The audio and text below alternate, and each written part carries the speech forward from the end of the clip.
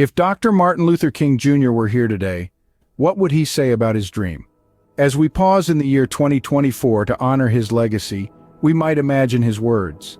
He'd likely acknowledge the progress made since the Civil Rights Movement. He'd speak of the milestone that was the election of the first black president and how it marked a significant step towards racial equality.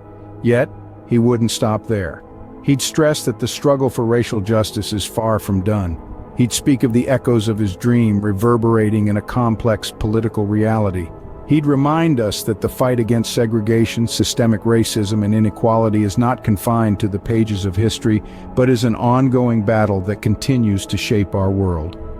The dream of Dr. King is both a reflection of past victories and a call to action for the present. But as we have seen, even with these strides, the fight is far from over. The issues of our time echo the struggles of the past. We can't deny that our criminal justice system is under siege with issues such as racial profiling and police brutality. The need for comprehensive reform is more urgent than ever. The echoes of the past are loud and clear. Meanwhile, our education system is grappling with persistent achievement gaps. Every child, regardless of their background, should have an equal shot at success. Yet the reality is that equitable educational opportunities remain a distant dream for many. And let's not forget about economic inequality. The wealth gap between black and white Americans is a glaring reminder of the work that still needs to be done. We need economic policies that uplift marginalized communities, not further entrench them in poverty.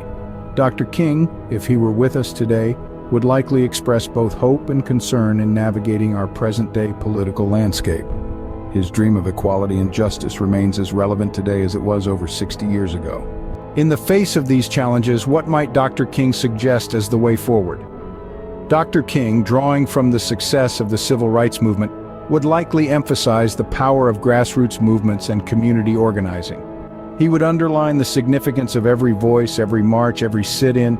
He would remind us that change often begins at the community level, with individuals who dare to stand up and speak out. In this digital age, he would also address the role of social media in shaping public discourse. He would caution us about the dangers of misinformation and polarization, reminding us that these platforms can either build bridges or widen divides. He would stress the importance of fostering genuine dialogue and understanding, of listening to one another with an open mind and heart.